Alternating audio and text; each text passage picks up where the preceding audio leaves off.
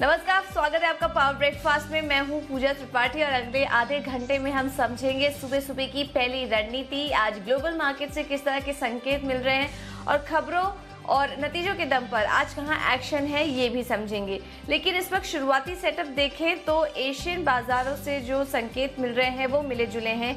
निकाई की बात करेंगे तो वो करीब 170 अंक नीचे है इस वक्त। हैंगसेंग हल्के हरे निशान में है, करीब 82 अंकों की मजबूती इस वक्त हैंगसेंग में देखने को मिल रही है। एसजीएक्स निफ्टी 10,200 के आसपास कारोबार कर रहा है, करीब 1.25% की मजबूती इस वक्त एसजीएक्स निफ्टी में देखने को मिल रही है। लेकिन कल अमेरिकी बाजारों की बात करें तो वहां पर शानदार तेजी देखने को मिली थी। डाउ 460 अंक उछला, वहीं नैस्डैक में भी रिकॉर्ड ऊंचाई देखने को मिली। हालांकि यूरोप बाजार हल्की गिरावट के साथ कल बंद हुए। और क्या क्या अपडेट निकल कर आ रहे हैं ग्लोबल बाजार से ये भी समझ लेते हैं और ये बताने के लिए दीपांशु हमारे साथ जुड़ेंगे। सुबह सुबह की पहली रणनीति समझाने के लिए कुछ ही देर में जी बिजनेस के मैनेजिंग एडिटर अनिल सिंह भी हमारे साथ जुड़ेंगे और खबरों और नतीजों के दम पर आज कहाँ एक्शन है ये बताएंगे दीपांशु। तो दीपांशु हमारे साथ जुड़ चुके हैं। Deepanshu, good morning. बताइए जो संकेत मिल रहे हैं इस वक्त वो कैसे हैं?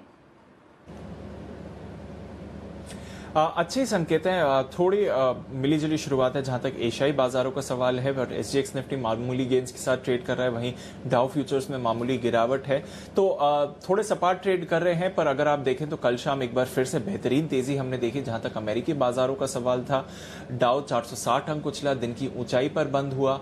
वहीं अगर आप देखें तो S&P 500 अब साल 2020 के लिए पॉजिटिव हो गया है, यानी कि रिकॉर्ड हाई बनाया S&P 500 ने।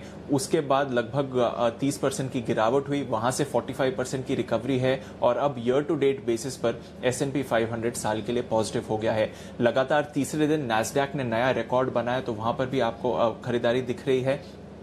ऑफिशियली जो अमेरिकी इकोनॉमी है वो रिसेशन में आ गई है। 2009 के बाद पहला रिसेशन है ये ऑलरेडी मार्केट्स को मालूम था, पिछले कई महीनों से ये बातचीत चल रही है। तो इसके ऑफिशियल अनाउंसमेंट या इसके एक ऑफिशियल नॉलेज का ज्यादा बाजार पर असर नहीं पड़ा। आज से 2 दिवसीय बैठक शुरू होगी फेड की, तो वहां पर निवेशकों की नजर रहेगी। कल शाम जो स्टेटमेंट वहां से आता है वहां पर मार्केट जरूर रिएक्ट करेंगे, बट एक्सपेक्टेशन यही है कि फेड जिस तरह की अपनी पॉलिसीज मेंटेन कर रही है, एसेट बाइंग मेंटेन कर रही है, वही जारी रहेगा थोड़े टाइम के लिए। तो वहां से भी ज्यादा आपको परेशानी वाले संकेत नहीं आ रहे हैं। तो एक बार फिर से थीम अभी लॉकडाउन से खुलने वाले सेक्टर्स पर ही है और एक बार फिर से हमने उन्हीं सेक्टर्स में खरीदारी देखी और तेजी वहां पर बरकरार रही। इसके अलावा अगर आप देखें तो यूरोप के बाजार कल हल्की सी गिरावट के साथ बंद हुए, ज्यादा बदलाव नहीं था। वहां पर कच्चे तेल में ज्यादा एक्शन देखने को मिला। 7 दिन की तेजी के बाद कच्चे तेल में गिरावट हुई। ब्रेंट अभी $40-41 के पास ट्रेड कर रहा है। सऊदी और रशिया की सैटरडे को मीटिंग हुई थी, वहां पर जो आउटपुट कट्स डिसाइडेड हैं वो 1 महीने के लिए और एक्सटेंड हो गए हैं, जुलाई के एंड तक। पर इसमें आप एक चीज नोटिस करिए कि मई और जून में सऊदी अरेबिया की तरफ से जो कोटा का कट है उससे ज्यादा सऊदी अरेबिया अपना प्रोडक्शन काट रहा था और सऊदी अरेबिया ने कहा है कि जितना उसका कोटा है उतना ही प्रोडक्शन कट करेगा, उससे ज्यादा जो अब तक प्रोडक्शन कट चल रहा था सऊदी अरेबिया की तरफ से वो नहीं होगा। तो इस खबर के आने के बाद हमने देखा कि कच्चे तेल के भाव पर हल्का सा दबाव जरूर आया, लगभग 3% की गिरावट कल हुई। आज अगर आप देखें तो हल्की सी तेजी के साथ वहां पर ट्रेड होता हुआ दिख रहा है। तो ये एक बड़ा डेवलपमेंट है जहां तक क्रूड का सवाल है, पर वैसे क्यूज ज्यादातर पॉजिटिव ही हैं ग्लोबल मार्केट से। ओके, तो ज्यादातर जो संकेत मिल रहे हैं वो इस वक्त पॉजिटिव ही नजर आ रहे हैं। लेकिन दीपांशु, कोरोना को लेकर क्या अपडेट है? कोरोना को लेकर उतना खराब अपडेट नहीं है जितना बाकी दिनों में आ रहा है। संडे के दिन हमने देखा था कि लगभग 1,36,000 नए मामले आए थे। उसके हिसाब से अगर कल के आप नए मामले देखें तो वहां पर भारी गिरावट हुई है। कल 1,06,000 नए मामले आए, तो लगभग 25-26% की गिरावट हुई है नए मामलों में। और नई मौत के आंकड़ों में भी गिरावट हमने देखी है। कल 3,155 लोगों की मौत हुई है। तो नए केसेस में हल्की सी गिरावट देखी है। अमेरिका में नए केसेस में हल्की सी गिरावट हुई है, 18,000 नए मामले कल सामने आए और 600 लोगों की मौत हुई, वहां पर भी हमने गिरावट देखी है। ब्राजील में की भी अगर बात करें तो कल 19,000 नए मामले सामने आए और 813 लोगों की मौत हुई। पर ब्राजील में एक चीज हमें नोटिस करनी चाहिए कि पिछले 2 दिनों से ब्राजील से ऑफिशियल डेटा अब नहीं आ रहा है। ब्राजील की गवर्नमेंट ने ऑफिशियल डेटा देना अब बंद कर दिया है कोरोना वायरस के मामलों पर। तो जितना भी डेटा आ रहा है उस पर हम भरोसा नहीं कर सकते हैं, और क्योंकि हमारे पास और कोई सोर्स नहीं है, ये क्राउड सोर्स डेटा जो आता है वही उसी पर हमको रिलाई करना पड़ रहा है। तो ब्राजील का डेटा उतना आप सीरियसली नहीं लेंगे, बट फिर भी गिरावट का ट्रेंड जरूर देखने को मिल रहा है। रशिया में भी हमने देखा कल 9,000 नए मामले आए। और एक बात अच्छी है, स्पेन जो पिछले 2 महीने या 2 महीने पहले एक बहुत बड़ा कंसर्न था ग्लोबली कोरोना के लिए, वहां कल एक भी नया मामला सामने नहीं आया। तो ये एक बहुत बड़ा डेवलपमेंट हमने देखा है जहां तक कोरोना की बात है। भारत की बात करें तो यहाँ पर भी मामलों में हल्की सी गिरावट हमने जरूर देखी है। कल 8,440 नए मामले सामने आए। भारत में अब 2,67,000 लोग संक्रमित हैं और जो रिकवरी रेट है भारत का वो इंप्रूव होकर 50% हो गया है। यानी कि इस समय भारत में उतने ही एक्टिव मामले हैं जितनी रिकवरी है। 1.29 लाख का जो फिगर है। ओके, तो चलिए यहाँ से भी संकेत कुछ ठीक ठाक ही हैं। भारत में भी जो रिकवरी परसेंटेज है वो बढ़ता हुआ नजर आ रहा है। बहुत बहुत शुक्रिया दीपांशु ये सारी डिटेल्स हमें देने के लिए। चलिए आगे बढ़ते हैं और कल संस्थागत निवेशकों का आंकड़ा किस तरीके से था और उसे आज उससे क्या क्यूज लेना चाहिए आज के लिए ये भी समझ लेते हैं। विदेशी निवेशकों की बात करें तो कल कैश मार्केट में इन्होंने 813 करोड़ की खरीदारी की। कल हमने देखा ये आंकड़ा थोड़ा छोटा था, लेकिन आज 813 करोड़ का ये आंकड़ा नजर आ रहा है। घरेलू निवेशकों ने कल कैश मार्केट में 1238 करोड़ की बिकवाली की है। और वायदा बाजार की बात करें तो वहां पर भी विदेशी निवेशकों ने बिकवाली ही की है करीब 134 करोड़ की। तो इन तमाम आंकड़ों को और विदेशी संकेत जो इस वक्त मिल रहे हैं, ग्लोबल मार्केट से जो संकेत मिल रहे हैं, उन्हें कैसे समझना चाहिए इसका भी रुख कर लेते हैं। और वक्त है हमारे खास सेगमेंट का, जहां हम हर रोज बात करते हैं जी बिजनेस के मैनेजिंग एडिटर अनिल सिंघवी से।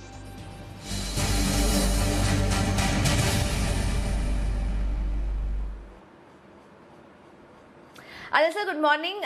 इस वक्त ग्लोबल मार्केट से जो संकेत मिल रहा है, पहले तो उस पर आपका व्यू जानना चाहेंगे। नैस्डैक ऊंचाई पर कल क्लोज हुआ, रिकॉर्ड ऊंचाई को छुआ है, लेकिन वहीं दूसरी तरफ अमेरिका ने आधिकारिक तौर पर ये घोषणा की है कि इकोनॉमी में मंदी है।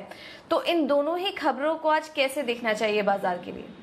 दो चीजें हैं। गुड मॉर्निंग पूजा। पहले तो ये कि देखिए मार्केट पीछे नहीं आगे देख रहे हैं। तो आमतौर पर ये होता है कि जब भी रेटिंग डाउनग्रेड्स होते हैं, रिसेशन की घोषणाएं होती है, उसके बाद बाजार में ना तेजी का रुझान दिखाते हैं। लेकिन इस बार चीज थोड़ी सी अलग होती दिख रही है। जब रिसेशन की घोषणा हो रही तब बाजार तेजी के मूड में नहीं आ रहे हैं, ऑलरेडी अच्छी तेजी के मूड में है और लाइफ टाइम हाई बना चुके हैं। और स्पेशली नैस्डैक, S&P 500 तो साल भर का अपना नुकसान पूरा करके वही साल की शुरुआत के लेवल पर आ गया है। ठीक है, तो S&P 500 तो अभी फ्लैट है, लेकिन नैस्डैक लाइफ टाइम हाई पर है। और वो भी तब जबकि अमेरिका की इकोनॉमी में रिसेशन की घोषणा हुई है। इसका मतलब एक चीज बहुत साफ है और वो ये है कि अमेरिका में दो तरह के बिजनेसेस हैं। एक वो बिजनेसेस हैं जो इकोनॉमी में रिसेशन दिखा रहे हैं और दूसरे नए जमाने के बिजनेसेस टेक्नोलॉजी से जुड़े हुए जिन्हें इस रिसेशन में भी अच्छा खासा कामकाज मिल रहा है, अच्छा खासा बिजनेस मिल रहा है। जिसमें आप फार्म शेयर जो देखते हैं, ये सारे फेसबुक, अमेजन, गूगल वगैरह ये जो शेयर हैं, ये शेयर बड़ी तेजी से ऊपर आते हुए दिख रहे हैं। क्योंकि इस पूरे लॉकडाउन में पूरे दुनिया भर में जो कोरोना का कहर हुआ है उसमें इन कंपनियों के बिजनेस पर कोई असर पड़ा नहीं है। तो एक शिफ्ट होता दिख रहा है बिजनेसेस में भी और मार्केट्स में भी। और यही वजह की डाउ और S&P से आपको वो तस्वीर नहीं दिखेगी जो ऐतिहासिक तौर पर दिखती है कि जब घोषणा होती है रिसेशन की तब बाजार एकदम लोएस्ट लेवल पर होते हैं, वहां से रिकवर करना शुरू करते हैं। तो अगर उस याद से जाए तो हो सकता है डाउ, नैस्डैक भी, डाउ और अब S&P 500 भी अपना बॉटम बनाकर और ऊपर जाने की कोशिश कर सकते हैं। लेकिन नैस्डैक के रिकॉर्ड हाई पर पहुंचने का रीजन यही है कि जो बिजनेसेस नैस्डैक में हेवीली लिस्टेड हैं वो अलग तरीके के हैं और उन्हें इस पूरे एपिसोड से कोई फर्क पड़ा नहीं है, इसलिए शायद नैस्डैक आपको लाइफ टाइम हाई पर दिख रहा है। अदरवाइज अब तक का इतिहास ये रहा है, आमतौर पर जब भी इस तरह के रिसेशन की घोषणा होती है बाजार वहीं से बॉटम बनाकर तेजी करते हैं। लेकिन इस वक्त तो बॉटम की बात है, इस वक्त तो टॉप बनाया है। टॉप भी बनाया नहीं बनाया, लेकिन टॉप पर ट्रेड कर रहे हैं, ये तो हम कह सकते हैं। बिल्कुल, तो नैस्डैक में जो कंपनियां लिस्टेड हैं उससे इस खबर का ज्यादा कुछ फर्क नहीं पड़ रहा है और इसलिए हमने देखा कि रिकॉर्ड ऊंचाई पर कल ये बंद हुए। आज भारतीय बाजारों के लिए अनिल जी फिर कौन से स्तर इंपॉर्टेंट होंगे? देखिए रेंज के लिहाज से देखिए 9,950, 10,050 ये भारतीय बाजारों के लिए मजबूत सपोर्ट जोन है और ये आसानी से टूटेगा नहीं। और इस सपोर्ट जोन को ध्यान में रख के आपको तेजी में रहना चाहिए। कल भी जब ऊपरी स्तरों से बैंक निफ्टी कमजोर हुआ, 700-800 पॉइंट निकला, निफ्टी भी 150-200 पॉइंट ऊपर से कमजोर हुआ, तो हमारी क्लोजिंग में ये स्ट्रेटेजी थी कि कोई घबराने की जरूरत नहीं है। ये नॉर्मल करेक्शन है, रनिंग करेक्शन जो बाजार में आएंगे और ये बाजार की सेहत के लिए अच्छा भी है कि जब जब बाजार नए हाई बनाने की कोशिश करे, ऊपर जाने की कोशिश करे, वहां थोड़ी प्रॉफिट बुकिंग आए और बाजार वापस वहां से चले, तो आपके सामने रेंज क्लियर कट है। अब आइए ऊपरी रेंज में कितना जा सकते हैं, 10,325, 10,450। ऐसा लग रहा है एक बार कहीं कहीं 10,400, 10,500 की रेंज तक बाजार जाने की कोशिश करेगा। वो आज या इस हफ्ते में हो सकती है धीमे धीमे करते हुए। तो वो रेंज है ऊपर की जो अभी भी हासिल होना बाकी है। बैंक निफ्टी का जहां तक सवाल है 21,800 से 22,150, ये बैंक निफ्टी की हायर रेंज है जहाँ जाने की कोशिश हो सकती है। हाँ, मैं एक बात जरूर कहूंगा मुझे कि 10,400, 10,500 की रेंज में आए और आपने सही लेवल पर एंट्री की है, खरीदारी की है, तो वहाँ प्रॉफिट बुक करके इंतजार कीजिए। फिर ऊपर के 200-300 पॉइंट अगर और बढ़े तो छोड़ दीजिए। वो अच्छी रेंज होगी, अच्छा लेवल होगा जहाँ पर आपको प्रॉफिट बुक करना चाहिए। और वैसे ही लेवल बैंक निफ्टी पर 22,000 के आसपास का है। कल भी हमने 21,800, 21,900 की रेंज में शॉर्ट करने की राय दी थी, वहां से आप देखिए तेजी से नीचे भी आया है। तो आज मैं कहूंगा 22,000 के आसपास 100-150 पॉइंट ऊपर नीचे हो सकता है, लेकिन वहां पर आपको खरीदारी करनी चाहिए। 20,300 से लेकर 20,550 ये बैंक निफ्टी पर मजबूत सपोर्ट जोन है, जो आसानी से टूटेगा नहीं। इस रेंज को सपोर्ट के तौर पर देखना है आपको। ओके, तो ये दोनों अहम रेंज हैं आज बाजार के लिए, निफ्टी और बैंक निफ्टी दोनों के लिए आपको सुझाव दिया गया है, यहाँ पर आपको नजर रखनी होगी। बहुत बहुत शुक्रिया आनंद सर हमारे साथ जुड़ने के लिए और ये रणनीति सुझाने के लिए। तो चलिए, इस वक्त जिस तरह के संकेत मिल रहे हैं वो हमने आपके सामने रखा और इक्विटी मार्केट को लेकर रणनीति भी बताई, लेकिन खबरों और नतीजों के लिहाज से भी आज एक्शन काफी ज्यादा है और ये बताने के लिए अब देवांशी हमारे साथ जुड़ चुकी हैं। देवांशी, गुड मॉर्निंग, बताइए। गुड मॉर्निंग पूजा। आज सबसे पहले आप देखिए नतीजों के लिहाज से टाइटन इसके नंबर्स अनुमान से हल्के से बेहतर आते हुए दिख रहे हैं।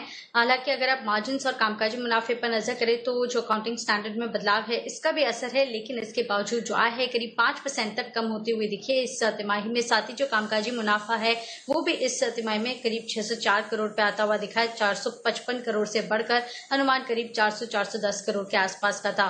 मार्जिन्स आप देखिए करीब 9.5% से बढ़कर 13.5% के आसपास आते हुए दिखे, ये भी एक पॉजिटिव फिगर है। और साथ ही जो मुनाफा है उसमें 21% तक की बढ़त इस तिमाही में देखने मिली है। हालांकि इस बार आप देखिए इनकी जो ज्वेलरी कारोबार है इसमें करीब 6% तक की गिरावट देखने मिली है। इनके जो घड़ी सेगमेंट है यहाँ पे 5% तक की बढ़त देखने मिली, लेकिन आईवेयर सेगमेंट 17% तक कमजोर होता हुआ दिखा। कुल मिलाकर मैनेजमेंट का यही कहना था कि पहले 2 महीने जो थे तिमाही के वो काफी ज्यादा मजबूत थे, लेकिन कोरोना वायरस या लॉकडाउन के चलते मार्च महीने में इनको सारे अपने स्टोर्स बंद करने पड़े थे और इसका इम्पैक्ट देखने मिला है। अब आगे चल के इन्होंने कई स्टोर्स खोल दिए हैं, जो रिस्पॉन्स है काफी ज्यादा बेहतर मिलता हुआ दिख रहा है। ई कॉमर्स से भी काफी ज्यादा फास्ट ग्रोथ आती हुई दिख रही है। तो इन ऑल जो कमेंट्री है ये थोड़ी सी पॉजिटिव लग रही है। साथ ही पीवीआर इसके भी नतीजों पर आप नजर कीजिए, थोड़े से कमजोर आते हुए दिखे हैं। जो आय है करीब 21% तक कम होती हुई दिखी है। कामकाजी मुनाफा 65% तक कम होता हुआ दिखा है। यहाँ पे भी जो अकाउंटिंग स्टैंडर्ड में बदलाव हुआ है इसका इम्पैक्ट है इंडास का। मार्जिन इस बार 9% पे आए हैं, 20% से घटकर। और जो एडजस्टेड मुनाफा है वो 48 करोड़ का लॉस दिखा रहा है और रिपोर्टेड जो है वो करीब 76 करोड़ का घाटा हमने इस तिमाही में देखा है। साथ ही कंपनी का ये भी कहना है कि राइट्स इश्यू के जरिए कंपनी करीब 300 करोड़ रुपए जुटाएगी, इससे बोर्ड को मंजूरी मिल चुकी है।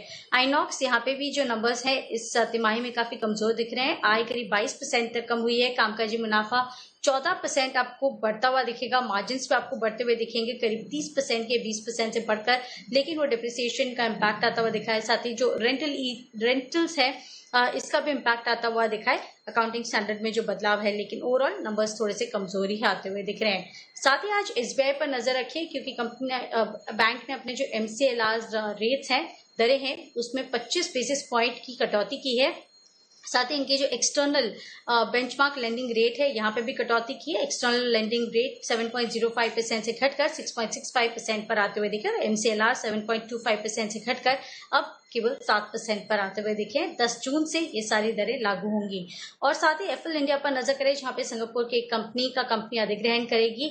इनिशियल फेज में कंपनी करीब 67% हिस्सेदारी यहाँ पे खरीदेगी और आगे जाके कंपनी पूरा अधिग्रहण इस कंपनी में करती हुई दिखेगी। साथ ही फंड एक्शन में आज CCD पर नजर रहेंगी, जहाँ पे कोटक महिंद्रा इन्वेस्टमेंट्स ने करीब 13 लाख शेयर्स बेचे हैं। 14 रुपए 5 पैसे प्रति शेयर के भाव पर इन शेयर्स को बेचा है। इसके चलते आज फोकस रहेगा। ओके, तो ढेर सारी खबरें हैं और नतीजे हैं जिनके दम पर आज एक्शन देखने को मिल सकता है। बहुत बहुत शुक्रिया देवांशी, ये सारी डिटेल्स हमें देने के लिए।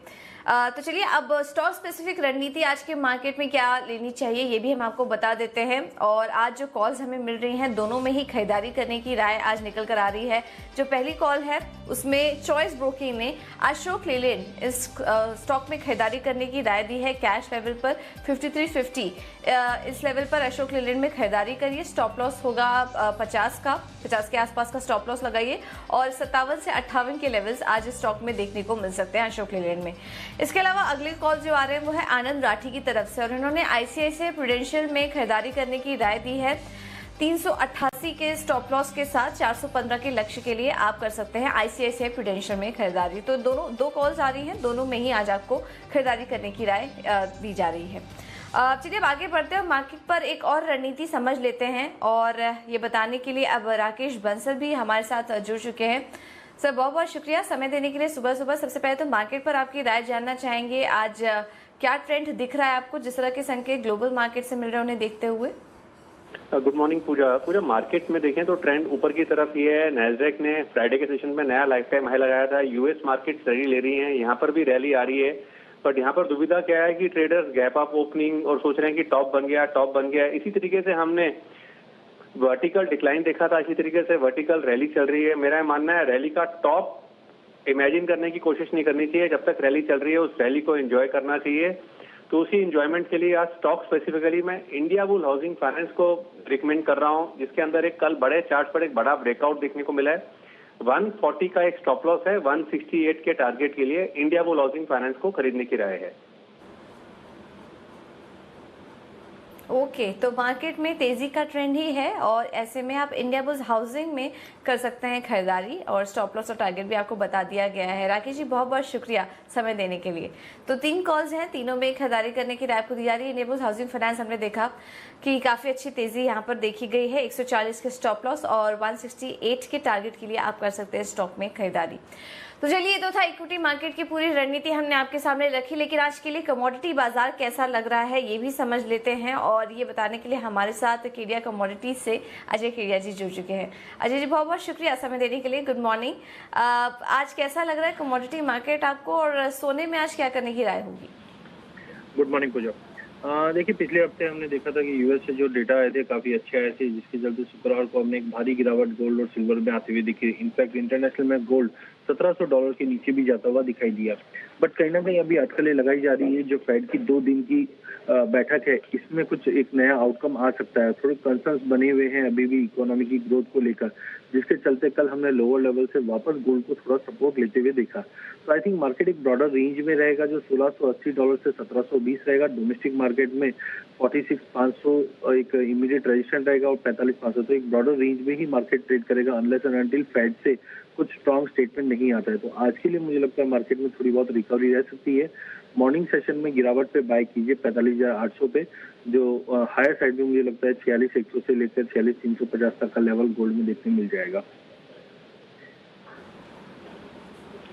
ओके, और अजय जी कच्चे तेल में क्या करना चाहिए? कल हमने देखा कि ब्रेंट क्रूड में भी कल काफी गिरावट देखी गई है सऊदी अरेबिया की तरफ से, जिस तरह के अपडेट निकल कर आ रहे हैं। तो आज कच्चे तेल में क्या करें? कच्चे तेल में हमने देखा था काफी अच्छी रैली हमने पिछले 1.5 महीने में आते हुए देखी थी। हायर साइड पे थोड़ा सा कैप भी लग रहा था और क्रूड में जो तेजी आई थी वो अगेंस्ट फंडामेंटल बोल सकते हैं या फंडामेंटल से ज्यादा तेज भाव दिखा रहे थे।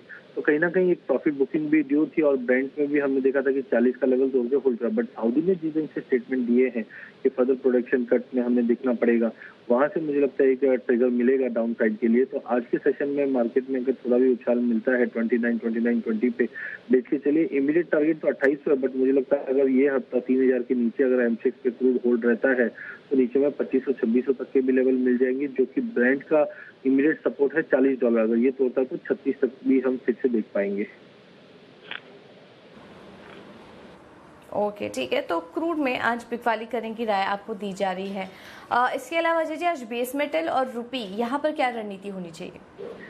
जो बेस मेटल में हमने देखे तो चाइना से जिस ढंग से स्टिमुलस की घोषणा कंटिन्यू हो रही है, इंडस्ट्रियल एक्टिविटी धीरे धीरे पटरी पे आ रही है, ये कहीं ना कहीं कॉपर को सपोर्ट कर रही है। टेक्निकली भी हमने देखा 412 का जो लेवल था वो काफी स्ट्रॉन्ग रेजिस्टेंट था, उसको तोड़ने के बाद मार्केट 434 तक 435 तक दिखा चुका है।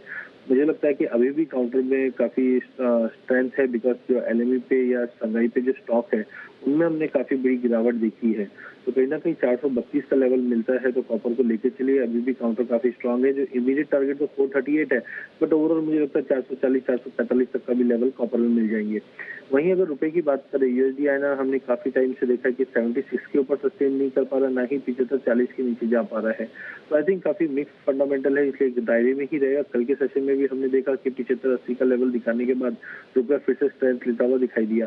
तो ओवरऑल मुझे लगता है कि आज के सेशन में 75 के करीब अगर मिलता है तो यूएसडी को बेचना चाहिए। जिस ढंग से इंटरनेशनल में डॉलर में जो गिरावट आई है उसका सीधा सीधा असर हमें यहाँ पे दिखाई देगा, जो डाउन साइड में 75-40 से 45 तक का लेवल दिखा देगा। ओके, बहुत बहुत शुक्रिया अजय सुबह सुबह समय देने के लिए, ये रणनीति सुझाने के लिए। तो गोल्ड और कॉपर यहाँ खरीदारी करके चलिए, लेकिन कच्चे तेल और रुपये में आज बिकवाली करने की रणनीति आपको दी जा रही है। अब चलिए रुक करते हैं हमारे खास सेगमेंट का FIR यानी कि FII investment reports.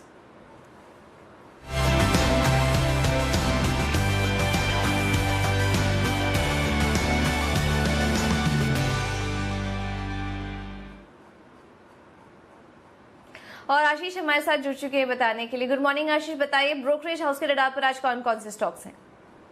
Good morning पूजा। कल टाइटन के नतीजे आए थे, उसके ऊपर रिपोर्ट देखने को मिल रही है। मॉर्गन स्टैनली की रिपोर्ट है, अंडरवेट की रेटिंग को बरकरार रखा है 770 रुपए के लक्ष्य के लिए। ये कह रहे हैं कि नतीजे जो है अनुमान से बेहतर देखने को मिले थे।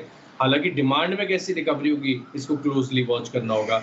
गेल में कल हमने देखा था कि काफी बढ़िया तेजी देखने को मिली थी। आज सरप्राइजिंगली नोमुरा का डाउनग्रेड आ गया, यहाँ पर रेटिंग डाउनग्रेड करकर अभी रिड्यूस की रेटिंग दे रहे हैं। और लक्ष्य में भी देखिए कटौती की 140 से घटाकर केवल 85 कर दिया है। ये कह रहे हैं कि दोहरी मार देखने को मिलेगी इस वित्त वर्ष में, क्योंकि मांग में भी गिरावट के साथ ही कीमतें हैं उसमें भी लगातार गिरावट देखने को मिल रही है। सन फार्मा पर CLSC की रिपोर्ट है, खरीदारी की राय को बरकरार रखा है 560 रुपए के लक्ष्य के लिए। ये कह रहे हैं कि FY22 तक अगर आप देखें तो इनका जो स्पेशलिटी कारोबार है वहां पर बढ़िया ग्रोथ देखने को मिलेगी। एबिट इंडिया के कल नतीजे आए थे, CLSC की इसके ऊपर रिपोर्ट है जहां पर आउट परफॉर्म की रेटिंग को बरकरार रखा गया है, लेकिन लक्ष्य जो है 20,320 रुपए से घटाकर 18,130 रुपए कर दिया है। ये कह रहे हैं कि नतीजे जो है कुछ अनुमान से कमजोरी देखने को मिले थे। साथ ही वैल्यूएशन के हिसाब से अगर आप बात करें तो थोड़ी सी महंगी नजर आ रही है, जिसके चलते ऊपरी जो अपसाइड है इसके ऊपर ये ज्यादा अनुमान नहीं लगा रहे हैं।